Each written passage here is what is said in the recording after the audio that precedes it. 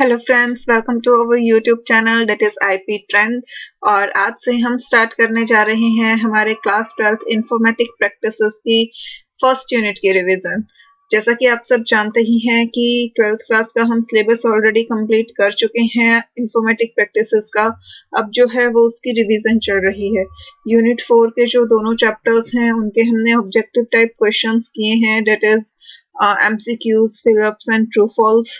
और जो यूनिट 1 है उसमें हमारा प्रोग्रामिंग पार्ट ज्यादा है, तो उसके सिर्फ क्वेश्चन आंसर्स करने से उसकी रिवीजन जो है वो पॉसिबल नहीं है।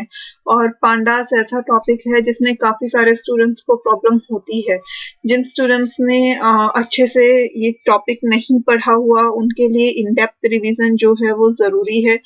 तो इसलिए आज हम बिगनिंग से स्टार्ट करेंगे, बट स्पीड जो है वो फास्ट रहेगी। और हम जैसे पहले मैंने आपको लाइन बाय लाइन पढ़ाया था चैप्टर से, हम उस तरीके से नहीं करेंगे क्योंकि ये रिवीजन है।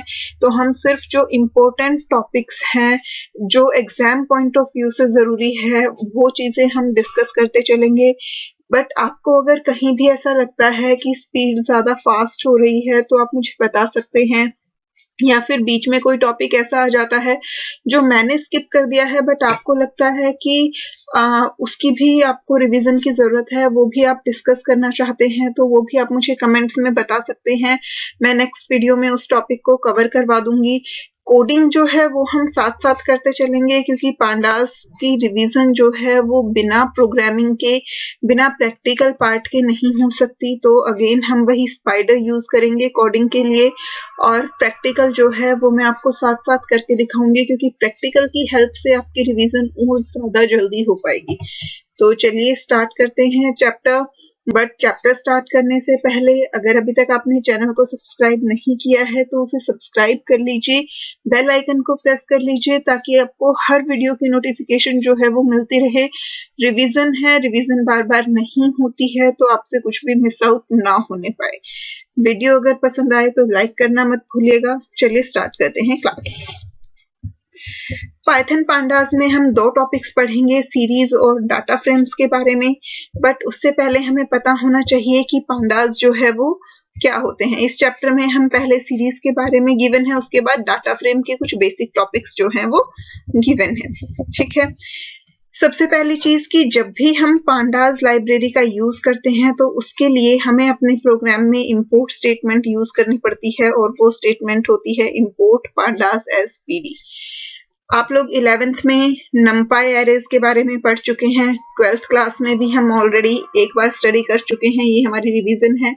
बट फिर भी रिवीजन मैं आपको इस तरीके से करवाना चाहती हूँ कि जिन स्टूडेंट्स ने पहले नहीं पढ़ा हुआ है सिलेबस, तो वो इस कम टाइम में अपने सिलेबस को कवर कर पाए। इसलिए मैं कुछ भी इस ढंग से आपको नहीं करवाऊंगी कि ये एज्यूम करें कि ये आपको पता होगा।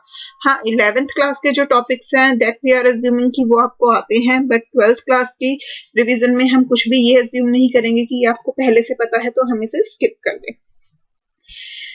जब भी हमें किसी भी लाइब्रेरी को यूज करना होता है हमें अपने प्रोग्राम में, तो हम उसे इंपोर्ट करते हैं। नंपाई एरेज में हमने नंपाई लाइब्रेरी को इंपोर्ट किया था, यहाँ हम पांडास लाइब्रेरी को इंपोर्ट करेंगे, दैट इज इंपोर्ट पांडास। अब अगर हम हर जगह पांडास नेम यूज नहीं करना चाहते तो हमने उसे निकनेम प्रोवाइड कर दिया, दैट इज पीडी। तो इंपोर्ट पांडास एज पीडी की हमने पांडास लाइब्रेरी को अपने प्रोग्राम में एज पीडी इंपोर्ट कर लिया है। तो पांडास लाइब्रेरी को सबसे पहले हमने इंपोर्ट किया। अब इसके बाद हमें ये पता होना चाहिए कि हम पांडास लाइब्रेरी का यूज क्यों कर रहे हैं। कई बार ये हमें 2 मार्क्स में थ्योरी क्वेश्चन मिल जाता है, या वाइवा में एग्जामिनर हमसे पूछ लेता है दैट भाई पांडास, आप पांडास लाइब्रेरी का यूज क्यों कर रहे हैं, और भी तो लाइब्रेरीज हमारे पास अवेलेबल होती हैं। तो उसके लिए ये पॉइंट्स जो हैं वो आपको पता होने चाहिए। इट कैन रीड और write in many different data format. Pandas library जो है वो हर डाटा फॉर्मेट को सपोर्ट करती है। It can calculate in all possible ways data is organised.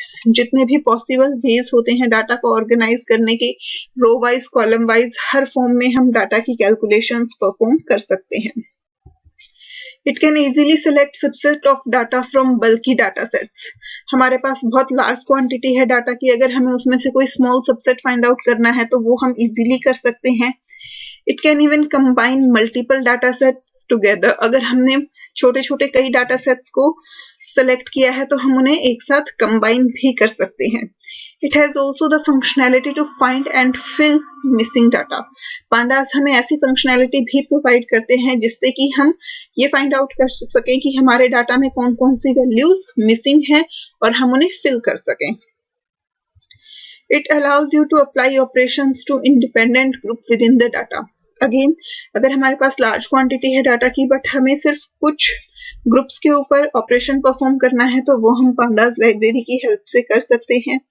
It supports reshaping of data in different form. Reshaping of data means आपके पास मान लीजिए 3 rows 3 columns हैं बट आप उसमें 2 rows और 4 columns इस तरीके से डाटा को रिशेप करना चाहते हैं तो वो आप कर सकते हैं। It supports advanced time series functionality. Pandas library जो है वो हमें advanced time series functionality provide कर सकती है। टाइम सीरीज से मतलब यहाँ क्या है?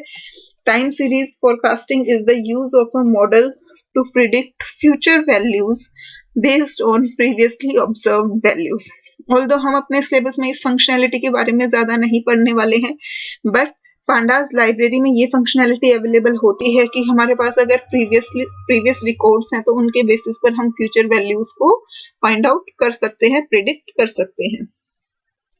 Next one is it supports visualisation by integrating Matplotlib and Seaborn etc. libraries.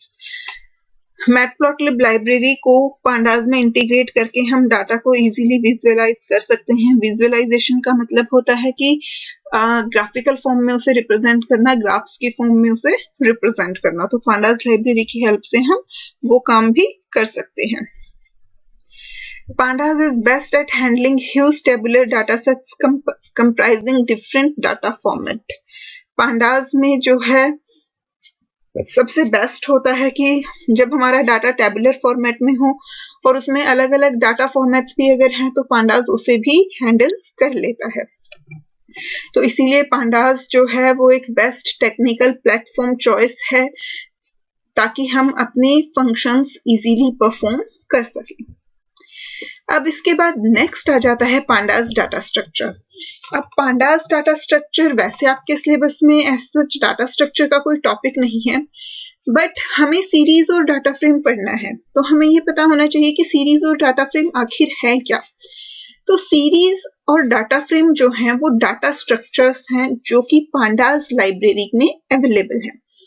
हमने पहले नंपाई एरेज पढ़े थे। एरेज जो थे वो नंपाई लाइब्रेरी में अवेलेबल थे। एरेज भी हमारे डाटा स्ट्रक्चर होते हैं। तो हमें बेसिकली ये पता होना चाहिए कि आखिर डाटा स्ट्रक्चर्स जो हैं वो होते क्या हैं। तो डाटा को किसी भी पर्टिकुलर वे में ऑर्गेनाइज करना ताकि हम उसे इजीली यूज कर पाएं, इजीली हम उस डाटा को एक्सेस कर पाएं, उसे हम कहते हैं डाटा स्ट्रक्चर्स। हमारे पास एक ही डाटा को ऑर्गेनाइज करने के बहुत सारे तरीके होते हैं। हमारे पास सीरीज होती है, डाटा फ्रेम होता है, एरे होते हैं, स्टैक होता है, क्यू होता है, बहुत सारे डाटा स्ट्रक्चर्स होते हैं बट हमें ये देखना होता है कि हमारे लिए कौन सा बेस्ट सूटेड है। ठीक है, अब अगर इसका नॉर्मल लैंग्वेज में एग्जांपल लें तो आपको मान लीजिए आपके एक बिल्डिंग है, आपको उस बिल्डिंग के मल्टीपल फ्लोर्स पे ट्रेवल करना है। तो मल्टीपल फ्लोर्स पे जाने के लिए आपके पास वहां पे 2 डाटा स्ट्रक्चर अवेलेबल होंगे। फर्स्ट आपकी स्टेयर्स होंगी, या तो आप स्टेयर्स का यूज करके first floor, second floor, third floor पे जा सकते हैं या फिर आप लिफ्ट का यूज करके जा सकते हैं। ठीक है, अब दोनों ही डाटा स्ट्रक्चर को यूज करके आप किसी भी फ्लोर पे जा सकते हैं लेकिन आपको ये देखना है कि दोनों में से आपके लिए बेस्ट कौन सा है। मान लीजिए आप ग्राउंड फ्लोर पे हैं और आपको फर्स्ट फ्लोर पे जाना है तो आपके लिए स्टेयर्स बेटर रहेंगी या लिफ्ट बेटर रहेगी? ऑब्वियसली स्टेयर बेटर रहेगी क्योंकि आप लिफ्ट का वेट करेंगे, आने के बाद आप उसमें बोर्ड करेंगे, फ्लोर सेलेक्ट करेंगे, फिर जाएंगे। जबकि फर्स्ट फ्लोर के लिए नंबर ऑफ स्टेयर्स बहुत कम होती हैं, इतनी देर में तो आप 2-3 बार स्टेयर्स की हेल्प से फर्स्ट फ्लोर पे चले जाएंगे। तो stairs is the best data structure. But in case अगर आप हैंडीकैप है, आप चल नहीं सकते हैं, तो उस केस में आपके पास बेटर ऑप्शन सिर्फ और सिर्फ लिफ्ट है। मान लीजिए आपको 5th फ्लोर पे जाना है तो 5th फ्लोर पर जाने के लिए स्टेयर्स से जाने में आपको बहुत टाइम लगेगा, तो उस केस में हर किसी के लिए जो है वो लिफ्ट ही बेटर डाटा स्ट्रक्चर है। तो इसलिए डाटा स्ट्रक्चर क्या होता है, किसी भी डाटा को ऑर्गेनाइज, टेक्निकल टर्म्स में अगर हम बात करें डाटा स्ट्रक्चर की, अभी जो हमने एग्जांपल लिया वो हमारी नॉर्मल लाइफ से मैंने आपको समझाया है। टेक्निकल टर्म्स में किसी भी डाटा को ऑर्गेनाइज करना का तरीका जो है वो डाटा स्ट्रक्चर होता है, ताकि हम उस डाटा को इजीली एक्सेस कर पाए, उस पर इजीली वर्क कर पाए। ठीक है, अब यहाँ पे ये आप डेफिनेशन देख भी सकते हैं। A data structure is a particular way of storing and organizing data in a computer to suit a specific purpose so that it can be accessed and worked within appropriate ways. ठीक है, इसको और ज्यादा clear करने के लिए यहाँ पर ये एग्जाम्पल्स दिए गए हैं। एरे का एग्जाम्पल दिया है, स्टैक का एग्जाम्पल दिया है। तो यहाँ पे एरे क्या, अगर आपको सारे के सारे जितने भी डाटा एलिमेंट्स हैं वो आपके सेम डाटा टाइप के हैं और आपको उन्हें मेमोरी में एक साथ स्टोर करना है, तो उस केस में आपका एरे जो है वो बेस्ट सोल्यूशन होता है। मान लीजिए अगर आप ये फिक्स कर देना चाहते हैं कि आपका इंसर्शन और डिलीशन जो है वो एक ही एंड से हो। फॉर एग्जाम्पल आप देखते हैं किसी भी फंक्शन में जो प्लेट्स की रो होती है, तो प्लेट्स हमेशा एक लाइन में रखी होती है, आप हमेशा ऊपर से प्लेट उठाते हैं उसमें, और अगर जब वॉश्ड प्लेट आती हैं तो वो भी वापस से ऊपर ही रखी जाती हैं। कभी भी ऐसा नहीं होता कि आप नीचे से प्लेट्स निकाल रहे हैं या फिर जो न्यू प्लेट्स आई वो नीचे रखी गई। तो चाहे आपको प्लेट रिमूव करनी है या फिर उस पर प्लेट रखनी है, दोनों ही टॉप साइड से होते हैं। तो स्टैक्स जो है वो ऐसे डाटा स्ट्रक्चर होते हैं जिनमें इंसर्शन और डिलीशन जो है वो एक ही साइड से हो। क्यूज होती हैं हमारे पास, क्यूज आप सबने सुना हुआ है। आप किसी भी, चाहे बैंक की लाइन हो, एटीएम की हो, कहीं भी हो, वहां आप क्यू मैनेज करते हैं, यानी कि फर्स्ट कम फर्स्ट आउट। एक साइड से जो है पीपल्स रिमूव होते हैं, दूसरी साइड से ऐड होते जाते हैं। आपकी एक लाइन बनी हुई है, तो अब अगर कोई आया तो वो फर्स्ट पोजीशन पे जाके तो नहीं खड़ा होगा, वो लास्ट में ही खड़ा होगा। लेकिन जब आपका काम हो जाए, सबसे पहले काम किसका होगा, जो फर्स्ट पोजीशन पे है, तो सबसे पहले रिमूव कौन होगा, फर्स्ट पोजीशन वाला, देन सेकंड पोजीशन वाला। बट जो नए आदमी आते जा रहे हैं वो रो के एंड में ऐड होते चले जाएंगे, तो वो होता है क्यू डाटा स्ट्रक्चर। तो ये सारा हमारा डाटा स्ट्रक्चर्स के बारे में था। अब हम पांडास लाइब्रेरी यूज कर रहे हैं और पांडास लाइब्रेरी में हम दो स्ट्रक्चर्स के बारे में पढ़ने वाले हैं, that is series and data frame. ठीक है, सीरीज जो है वो हमारा 1 डायमेंशनल डाटा स्ट्रक्चर होता है और डाटा फ्रेम जो है वो हमारा 2 डायमेंशनल डाटा स्ट्रक्चर होता है। दोनों ही हमारे पांडास लाइब्रेरी में अवेलेबल होते हैं। ये देखिए, सीरीज इस तरीके से जो है वो 1 डायमेंशनल डाटा स्ट्रक्चर होता है और डाटा फ्रेम जो है वो इस तरीके से 2 डायमेंशनल डाटा स्ट्रक्चर होता है। हम दोनों के बारे में डिटेल में पढ़ेंगे, अभी हम यहाँ सिर्फ एक ब्रीफ इंट्रोडक्शन ले रहे हैं। ये सीरीज और डाटा फ्रेम का हमें कंपैरिजन दिया हुआ है। डायमेंशन वाइज देखें तो सीरीज 1 डायमेंशनल है, डाटा फ्रेम जो है वो 2 डायमेंशनल है, यानी कि सीरीज में सिर्फ रो की फॉर्म में डाटा होता है, डाटा फ्रेम में रो कॉलम दोनों होते हैं। सीरीज में जितने भी एलिमेंट्स होते हैं वो सारे के सारे सेम डाटा टाइप के होते हैं, यानी कि होमोजीनियस एलिमेंट्स होते हैं। डाटा फ्रेम में जो एलिमेंट्स होते हैं उनका डाटा टाइप अलग अलग हो सकता है, तो यानी कि डाटा फ्रेम जो है वो हेट्रोजीनियस डाटा टाइप का होता है। म्यूटेबिलिटी की बात करें, म्यूटेबिलिटी आपको पता है, यानी म्यूटेबिलिटी मीन्स चेंजेबल। तो सीरीज जो है वो वैल्यू म्यूटेबल होती है, यानी कि सीरीज में जो एलिमेंट्स की वैल्यू है हम उसे चेंज कर सकते हैं। बट सीरीज जो है वो साइज म्यूटेबल होती हैं, यानी कि एक बार अगर आपने सीरीज क्रिएट कर दी तो आप उसका साइज चेंज नहीं कर सकते।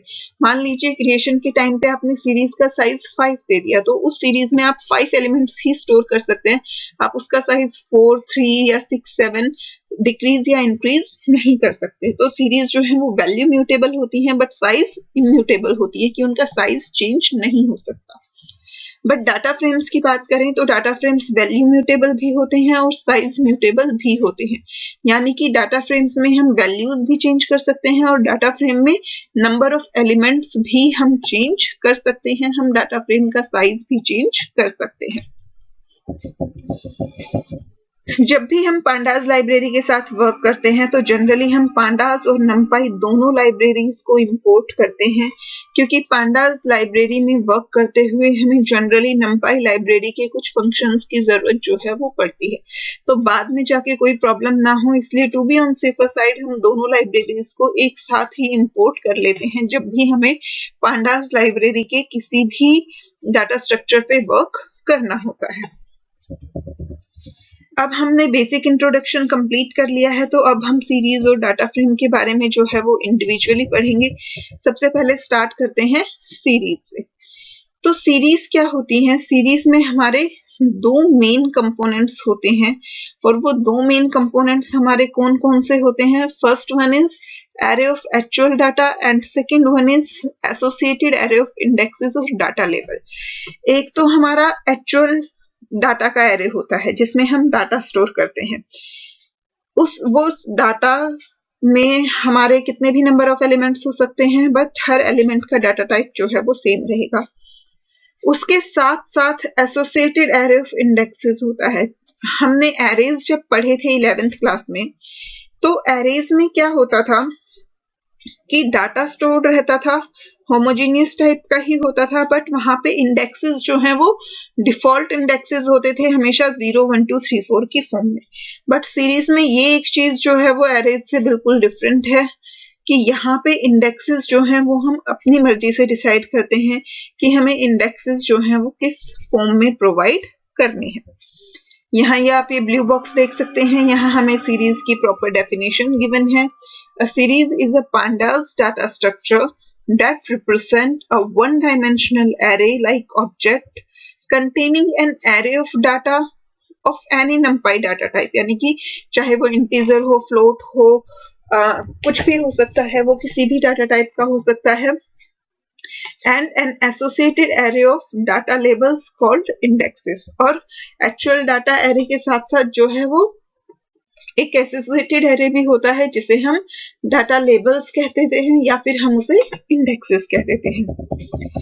यहाँ हमें सीरीज के कुछ एग्जाम्पल दिए गए हैं। ये देखिए, फर्स्ट एग्जाम्पल ये हमारा एक्चुअल एरे है और यहाँ हमारे इंडेक्सेस क्या है? 0 1 2 3 की फॉर्म में। सेकेंड एग्जाम्पल देखिए, ये हमारा एक्चुअल एरे है और ये हमारे इंडेक्सेस हैं जिसमें हमने मंथ नेम रिप्रेजेंट किए हैं। तो बेसिकली ये एग्जाम्पल हमारा क्या स्टोर करवा रहा है?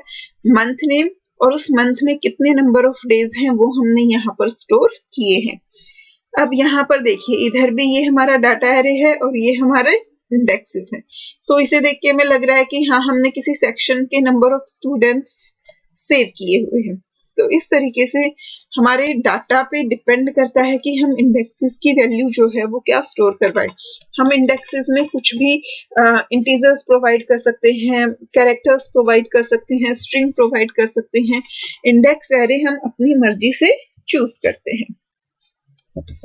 इसके बाद अब आ जाते हैं कि सीरीज ऑब्जेक्ट को क्रिएट कैसे करते हैं। अब हमने यहाँ पे ये अलग अलग तरह के एग्जाम्पल देखे सीरीज के, बट सीरीज को हम कैसे क्रिएट करेंगे वो अब हम यहाँ पे देखेंगे। सीरीज जो है वो पांडास लाइब्रेरी में होती हैं, बट हमें ये चीज ध्यान रखनी है कि जब भी हमें सीरीज पे वर्क करना है, हम पांडास और numpy दोनों ही मॉड्यूल्स को इंपोर्ट कर लें। ठीक है, सबसे पहले हम देखेंगे कि हम एम्प्टी सीरीज ऑब्जेक्ट्स जो हैं वो कैसे क्रिएट करते हैं। यानी कि अगर हमें एक एम्प्टी सीरीज क्रिएट करनी है जिसमें अभी कोई वैल्यू स्टोर्ड नहीं है तो वो हम कैसे करेंगे। To create an empty object having no values you can just use the series. अब इस केस में हम क्या करेंगे कि सिर्फ और सिर्फ सीरीज फंक्शन का यूज करके हम जो है वो सीरीज ऑब्जेक्ट क्रिएट करेंगे जो कि बिल्कुल एम्प्टी होगा। यहाँ पर आपको याद करना बहुत इजी है। सीरीज क्रिएट करने के लिए मेथड का नाम भी जो है वो हमारा सीरीज ही होगा। सिर्फ ध्यान आपको इतना रखना है कि इस फंक्शन का जो एस है वो कैपिटल होगा और बाकी लेटर्स जो हैं वो स्मॉल होंगे। क्योंकि पांडास लाइब्रेरी में है तो इसलिए हम pandas डॉट सीरीज यूज करेंगे, और अगर हमने pandas को एज pd इंपोर्ट किया है तो हम pd डॉट सीरीज जो है वो यूज करके ऑब्जेक्ट क्रिएट कर सकते हैं। यहाँ पर हमने ना तो कोई डाटा टाइप प्रोवाइड किया है और ना ही कोई एलिमेंट जो है वो प्रोवाइड किया है। तो इस केस में जो है वो हमारी एम्प्टी सीरीज क्रिएट हो जाती है। तो चलिए हम एक बार प्रैक्टिकली देख लेते हैं कि ये हम कैसे क्रिएट करेंगे। ऑल्दो यहाँ पर हमें ये स्क्रीनशॉट अवेलेबल है, जो कि प्रैक्टिकल पार्ट का स्क्रीनशॉट उन्होंने बुक में हमें गिवन है कि हम सीरीज के नाम रखेंगे जिसमें भी हमें स्टोर करनी है हमारी सीरीज, और उसके बाद pd.series कॉल कर देंगे तो इससे हमारी एम्प्टी सीरीज क्रिएट हो जाएगी। ठीक है, तो एक बार मैं आपको ये करके दिखा देती हूँ। अब ये है हमारा स्पाइडर प्लेटफॉर्म जहाँ पे हम प्रैक्टिकल करने वाले हैं। तो अगेन हमें सीरीज क्रिएट करनी है, तो सबसे पहले हमें लाइब्रेरीज इंपोर्ट करनी पड़ेंगी। तो हम इंपोर्ट कर लेते हैं, इंपोर्ट pandas एज pd, और हम numpy लाइब्रेरी को भी इंपोर्ट कर लेंगे, इंपोर्ट numpy एज np। हमने pandas और numpy दोनों लाइब्रेरीज को इंपोर्ट कर लिया। अब हमें सीरीज क्रिएट करनी है। मान लीजिए हम ऑब्जेक्ट नेम ले लेते हैं sr1। ठीक है, अब sr1 इज इक्वल टू हम क्या करेंगे, हमें सीरीज क्रिएट करनी है और वो हमारे कौन सी लाइब्रेरी में अवेलेबल है, pandas में। तो pd डॉट और उसके बाद हम यूज करेंगे सीरीज फंक्शन। यहाँ पे देखिए ये सजेशंस में हमें शो भी हो गया है। अगर सजेशंस में शो नहीं हो रहा है तो आप उसे टाइप भी कर सकते हैं।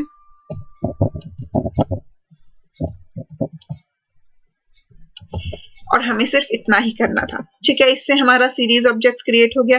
अब अगर हम इस सीरीज ऑब्जेक्ट को प्रिंट करवाते हैं, क्योंकि अगर हम प्रिंट नहीं करवाएंगे तो हमें पता ही नहीं चलेगा कि sr1 में जो है वो क्या स्टोर्ड है। तो अब हमने यहाँ पे सीरीज ऑब्जेक्ट को प्रिंट करवाया, तो देखते हैं इसे रन करके कि हमें क्या आउटपुट जो है वो मिलता है। तो हमने इसे रन किया, ये हमें सेव करने के लिए बोल रहा है। हम फाइल को सेव कर देते हैं। देखिए ये फाइल हमारी रन हो गई और क्या प्रिंट हुआ, सिर्फ ये स्टेटमेंट प्रिंट हुई। क्योंकि इस वक्त सीरीज में हमने कोई वैल्यू एंटर नहीं की, तो इसलिए यहाँ पे क्या शो कर रहा है कि ये एक एम्प्टी सीरीज है जिसका डाटा टाइप बाय डिफॉल्ट क्या हो गया, फ्लोट 64। क्योंकि कोई एलिमेंट नहीं था तो इसलिए उसने डिफॉल्ट डाटा टाइप जो है वो सिलेक्ट कर लिया। अब इसके बाद ये तो हो गया एम्प्टी सीरीज के लिए। अब अगर हमें non empty series object create करने हैं तो वो हम कैसे करेंगे, तो वो भी हमारे अगेन सीरीज फंक्शन की हेल्प से ही होते हैं। उस केस में हम क्या करेंगे, pandas डॉट सीरीज, और इस बार हम ब्रैकेट में क्या प्रोवाइड करेंगे, डाटा और इंडेक्स। यहाँ पे डाटा और इंडेक्स दोनों ही ऑप्शनल होते हैं, क्योंकि अगर हमने दोनों प्रोवाइड नहीं किए तो एम्प्टी सीरीज हो गई। अगर हम सिर्फ और सिर्फ डाटा प्रोवाइड करेंगे तो इंडेक्स की जो डिफॉल्ट वैल्यू होती है 0 1 2 3 4 जो हमने एरेज में देखी थी, उसी की फॉर्म में हमारे इंडेक्सेस जो हैं वो क्रिएट हो जाएंगे। और अगर हम अलग से इंडेक्स एरे प्रोवाइड करेंगे यहाँ पे, तो जो हम इंडेक्सेस की वैल्यू देंगे वो हमारे इंडेक्सेस क्रिएट हो जाएंगे। अब यहाँ पे ये जो डाटा है ये हम किस किस फॉर्म में प्रोवाइड कर सकते हैं, इसे प्रोवाइड करने के लिए हमारे पास 4 मेथड्स होते हैं। हम चाहे तो कोई पाइथन सीक्वेंस प्रोवाइड कर सकते हैं। पाइथन सीक्वेंस मतलब कोई भी लिस्ट, टपल, डिक्शनरी, कुछ भी। ठीक है, या फिर हम एरे प्रोवाइड कर सकते हैं। पाइथन डिक्शनरी इन्होंने अलग से भी मेंशन किया है कि हम पाइथन डिक्शनरी प्रोवाइड कर सकते हैं, या फिर हम सिंपली कोई स्केलर वैल्यू जो है वो प्रोवाइड कर सकते हैं यहाँ डाटा के प्लेस पे। तो जो भी हम प्रोवाइड करेंगे उसकी हेल्प से जो है हमारा सीरीज ऑब्जेक्ट क्रिएट हो जाएगा। तो वन बाय वन हम इन सब के बारे में देखेंगे। सबसे पहले हम देखते हैं कि अगर हम डाटा को as a Python sequence provide करते हैं तो उस केस में जो है कैसे वर्क होगा। यहाँ पे आप ये मिसप्रिंट है, pandas डॉट सीरीज होगा, सिर्फ सीरीज नहीं होगा। इंडिविजुअली आप सीरीज फंक्शन को यूज नहीं कर सकते, आपको लाइब्रेरी नेम जो है वो हमेशा यूज करना पड़ेगा। ठीक है, और ब्रैकेट में हम कोई भी पाइथन सीक्वेंस जो है वो प्रोवाइड कर देंगे। अब यहाँ आप ये एग्जाम्पल्स देख सकते हैं जो इन्होंने स्क्रीनशॉट में लगाए हुए हैं। फर्स्ट जो सीरीज ऑब्जेक्ट क्रिएट किया, pd dot series range 5। Range function आप ऑलरेडी पढ़ चुके हैं। 11th क्लास में हमने आइट्रेशंस जहाँ पे पढ़ी थी, फॉर लूप्स वगैरह, वहां हमने रेंज फंक्शन के बारे में पढ़ा था।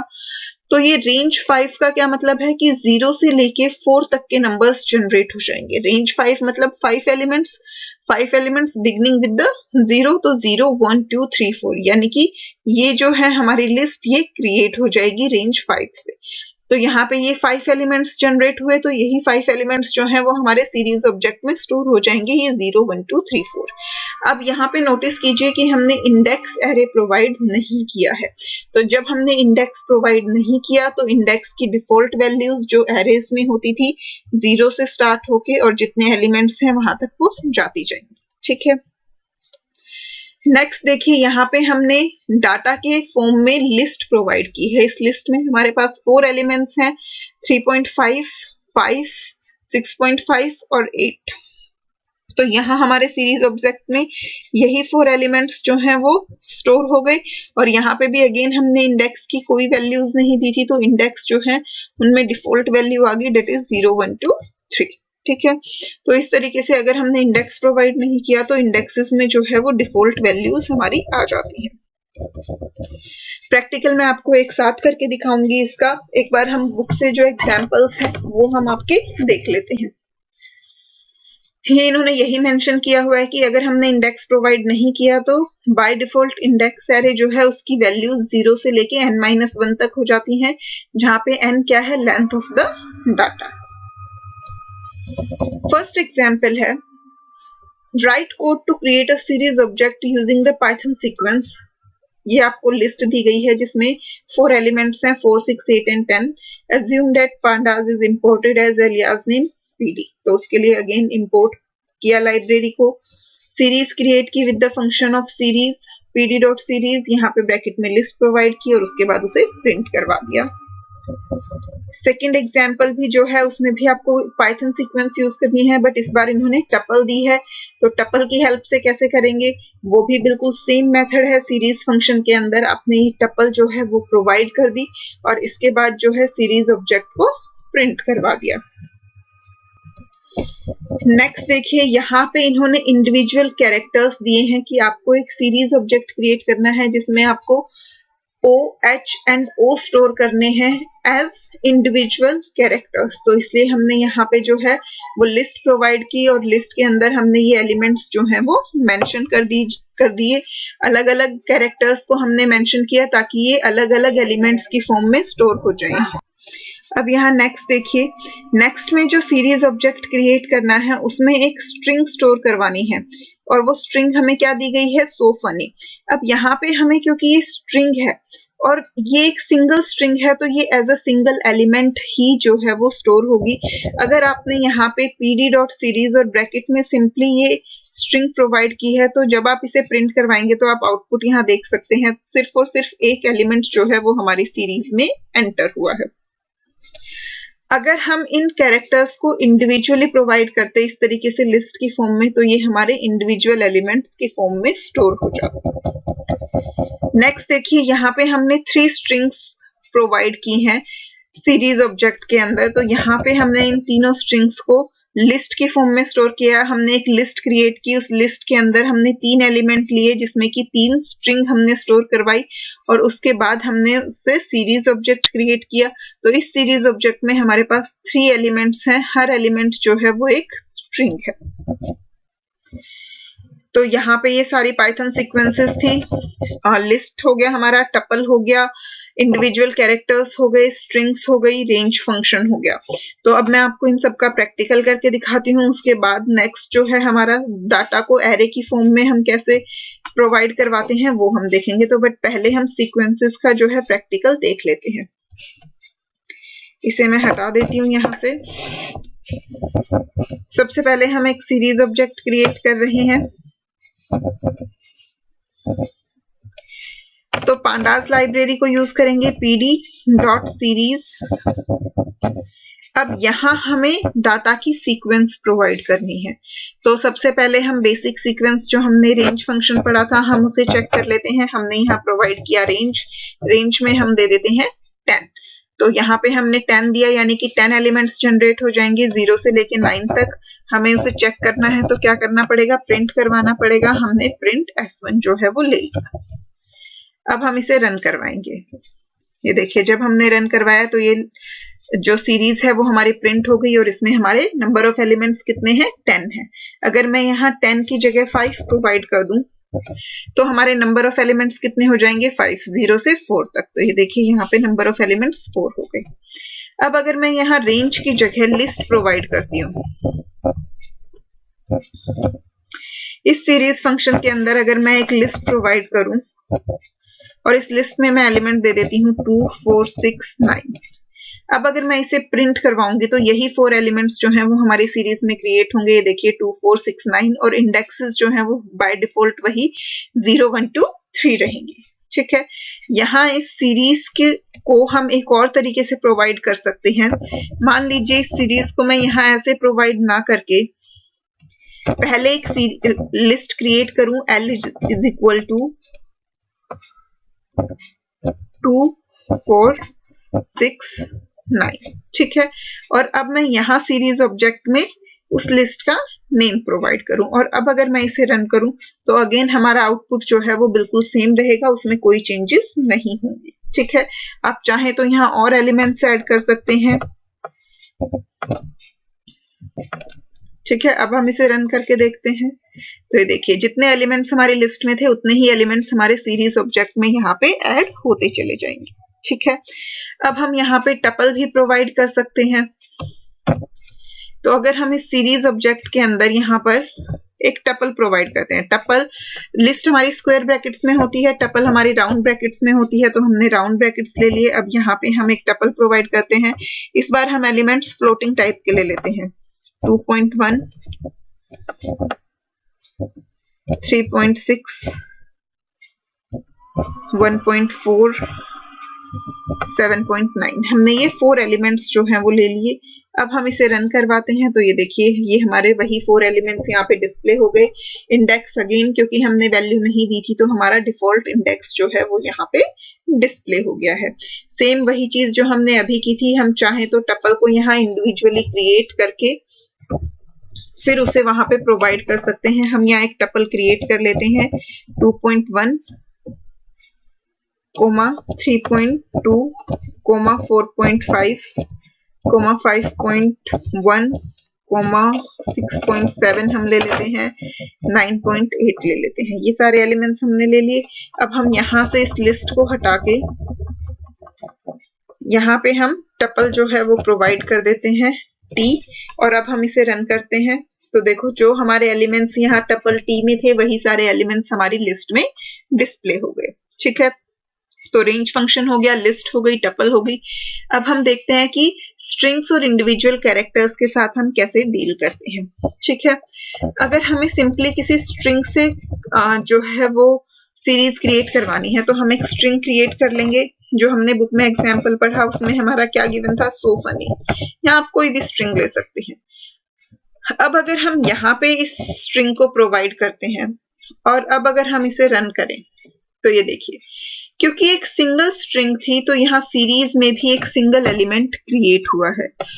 अगर हम यहाँ मल्टीपल एलिमेंट्स लेना चाहते हैं तो या तो हमें उसके लिए मल्टीपल स्ट्रिंग्स चाहिए या फिर मल्टीपल कैरेक्टर्स चाहिए, और वो मल्टीपल स्ट्रिंग्स और कैरेक्टर्स हम या तो लिस्ट की फॉर्म में प्रोवाइड कर सकते हैं और या फिर टपल्स की फॉर्म में प्रोवाइड कर सकते हैं। हम उन्हें डायरेक्टली स्ट्रिंग की फॉर्म में प्रोवाइड नहीं कर सकते हैं। ठीक है, तो हम यहाँ पे एक स्ट्रिंग क्रिएट कर लेते हैं, सॉरी एक लिस्ट क्रिएट कर लेते हैं, उसमें हम मल्टीपल स्ट्रिंग ले लेंगे। यहाँ पे हम इसमें मल्टीपल स्ट्रिंग्स ले लेते हैं, हम इसमें एक सेंटेंस स्टोर कर लेते हैं, माय नेम इज। तो हम यहाँ स्टोर करवा देते हैं। फर्स्ट एलिमेंट हमने ले लिया माई, सेकेंड एलिमेंट हम ले लेते हैं नेम,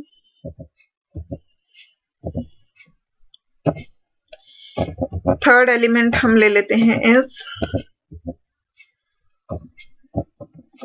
और फोर्थ एलिमेंट हम ले लेते हैं नेम जो कि है। ठीक है, तो यहाँ पे हमने एक लिस्ट ले ली जिसमें 4 एलिमेंट हैं। First element is my, second element is name, third element is and fourth element is Nisha. My name is Nisha. अब हम यहाँ सीरीज ऑब्जेक्ट क्रिएट करते टाइम इस लिस्ट को प्रोवाइड कर देते हैं। ठीक है, और अब हम इसे रन करते हैं तो ये देखिए यहाँ पे अब हमारी सीरीज में कितने एलिमेंट्स हैं, 4 एलिमेंट्स, क्योंकि इस बार हमने लिस्ट के फॉर्म में प्रोवाइड किया और इस लिस्ट के अंदर 4 एलिमेंट्स थे, 4 स्ट्रिंग्स थी, इसलिए यहाँ पर 4 एलिमेंट्स जो हैं वो क्रिएट हुए हैं।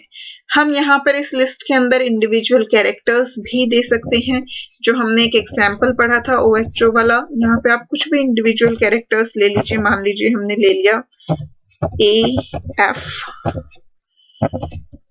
X D Q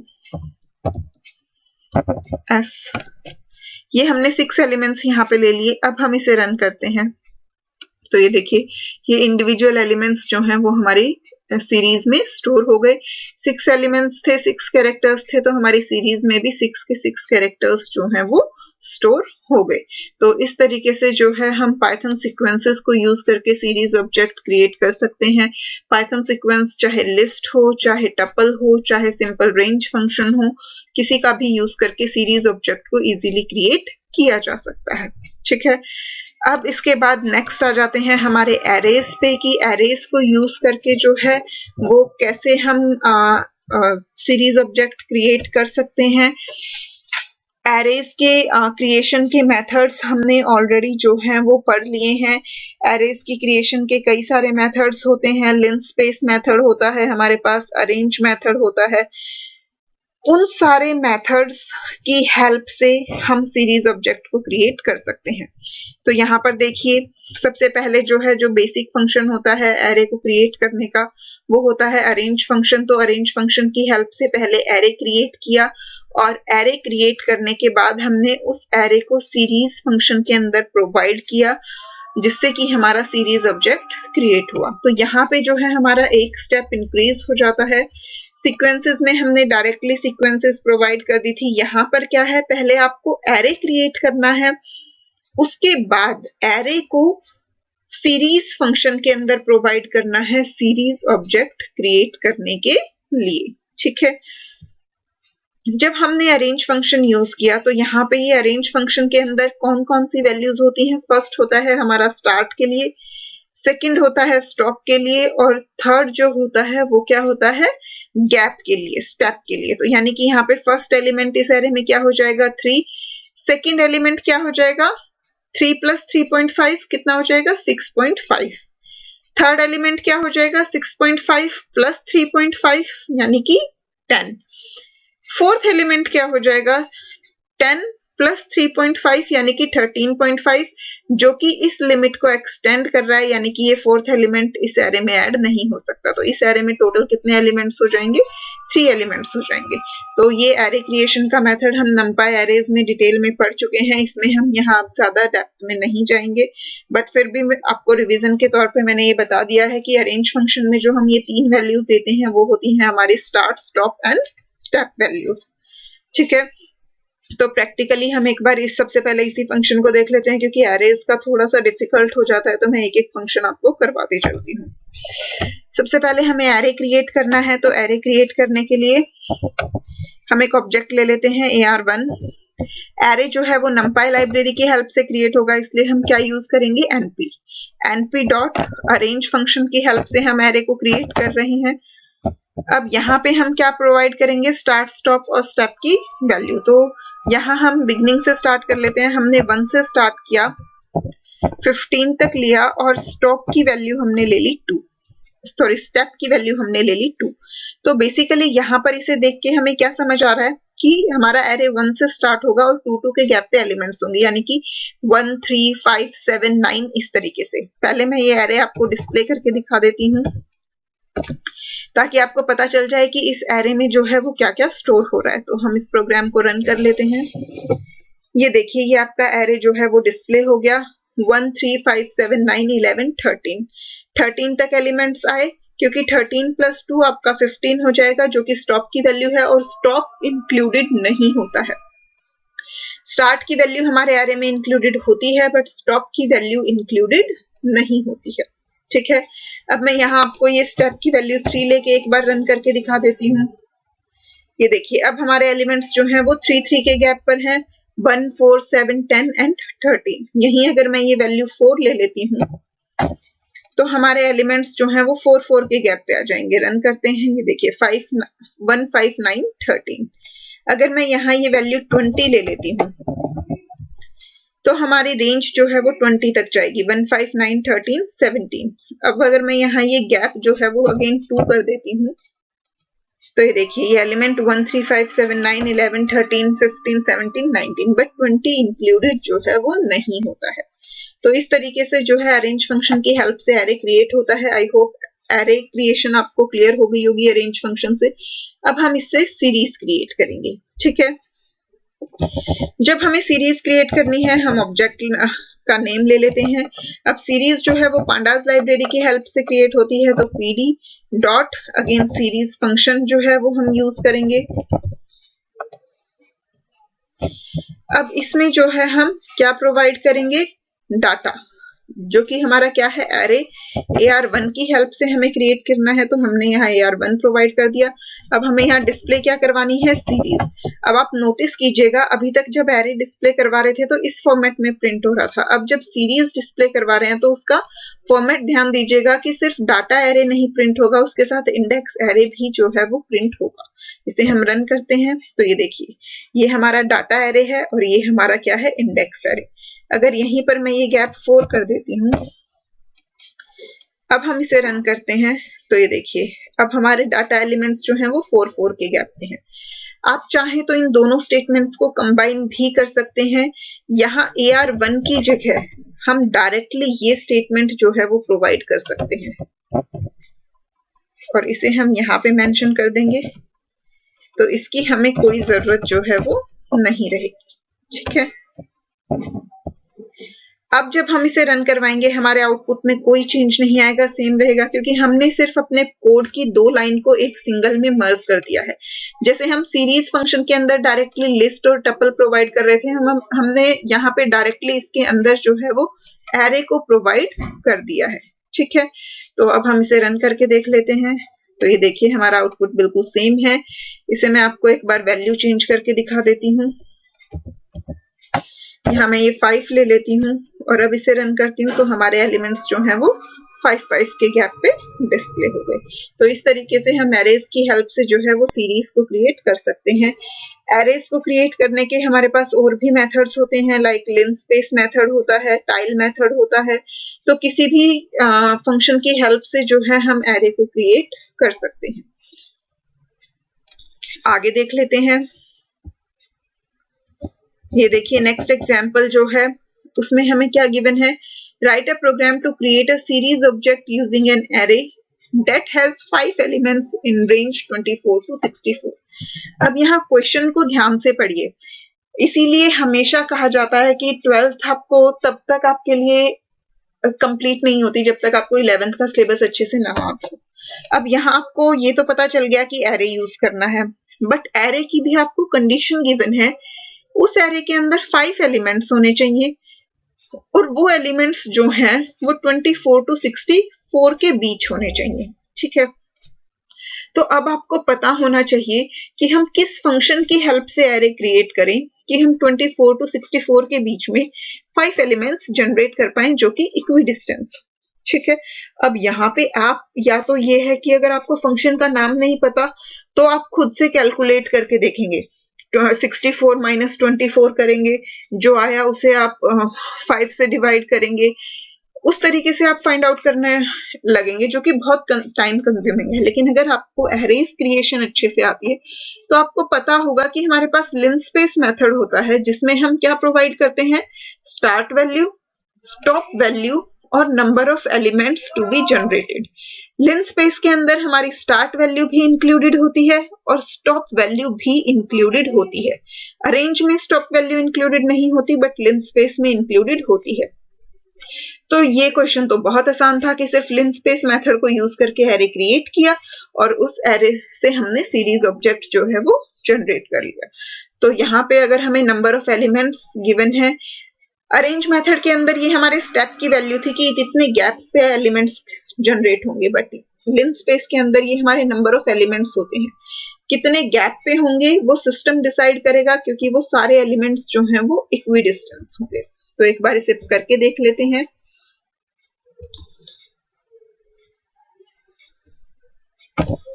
मैं आपको अलग से ऊपर एरे क्रिएट करके दिखा देती हूँ ताकि कोई कंफ्यूजन ना रहे।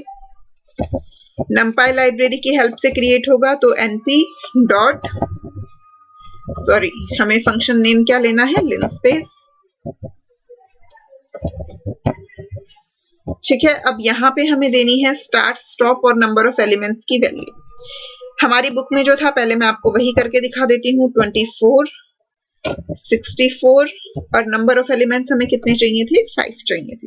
ठीक है, अब यहाँ हम ये एरे 1 प्रोवाइड कर देंगे और हम इसे रन करते हैं। तो ये देखिए 24 से 64 के बीच में हमारे 5 एलिमेंट्स जनरेट हो गए, 24, 34, 44, 54, 64। ठीक है, यहाँ मान लीजिए आपको 7 एलिमेंट्स जनरेट करने होते। ठीक है, तो अब हम क्या करेंगे, इसे रन किया तो ये देखिए 7 एलिमेंट्स जनरेट हो गए और इन सब के बीच का डिफरेंस जो है वो इक्वल है। सिमिलरली मान लीजिए मैं यहाँ वैल्यू दे देती 100। अब अगर हम इसे रन करते तो 24 से 100 के बीच में 7 एलिमेंट्स जो है जनरेट हो जाते हैं। अगर मैं यहाँ वैल्यू दे दूं 3, तो 24 से 100 के बीच में 3 एलिमेंट्स जो हैं वो जनरेट हो जाएंगे।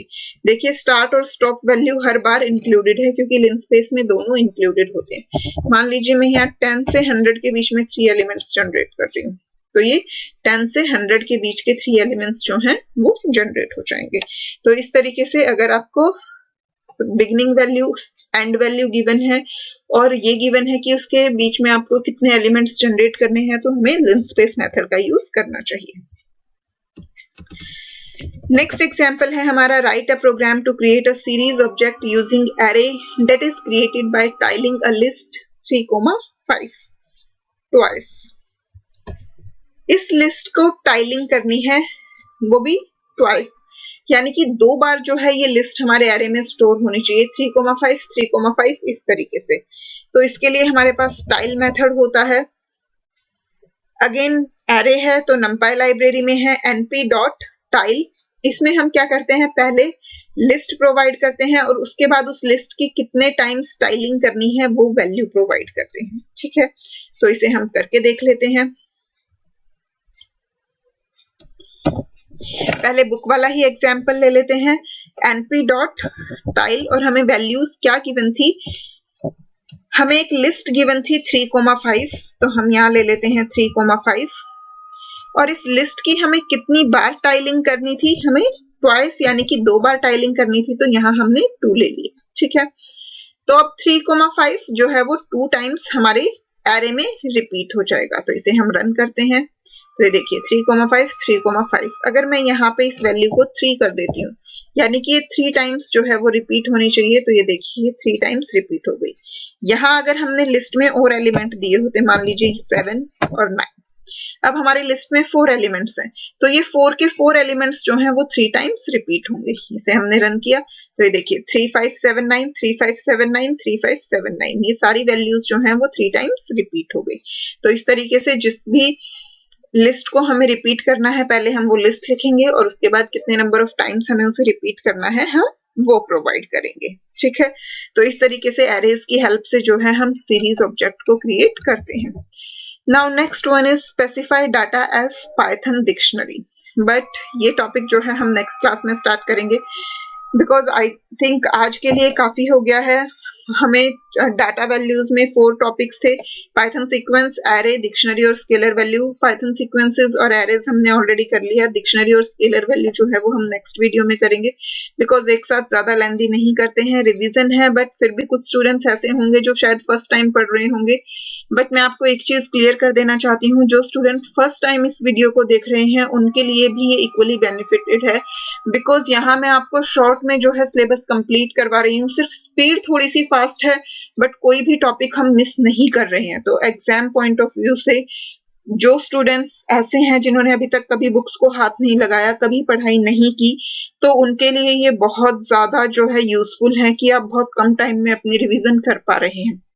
बट अगर आपको यहाँ इतनी स्पीड से समझ नहीं आ रहा है, तो वीडियो की डिस्क्रिप्शन में मैंने आपको डिटेल वीडियोस का लिंक भी दिया हुआ है, आप वहां से डिटेल स्टडी कर सकते हैं। जो भी आपको डाउट्स हैं वो डाउट्स आप मुझे कमेंट करके पूछ सकते हैं, यू आर ऑलवेज वेलकम। मुझे कमेंट्स में अपना फीडबैक ज़रूर देते रहिए, क्योंकि आपका फीडबैक मुझे बहुत मोटिवेट करता है और उसी से मुझे आगे और वीडियोज़ बनाने के लिए मोटिवेशन मिलती है। और अगर वीडियोज़ आपको पसंद आती हैं तो प्लीज़ उसे लाइक ज़रूर कीजिए। अगर चैनल सब्सक्राइब नहीं किया है तो उसे सब्सक्राइब कर लीजिए, ताकि आपसे रिवीजन की कोई वीडियो जो है वो मिस ना होने पाए। मिलते हैं नेक्स्ट वीडियो में। Bye bye.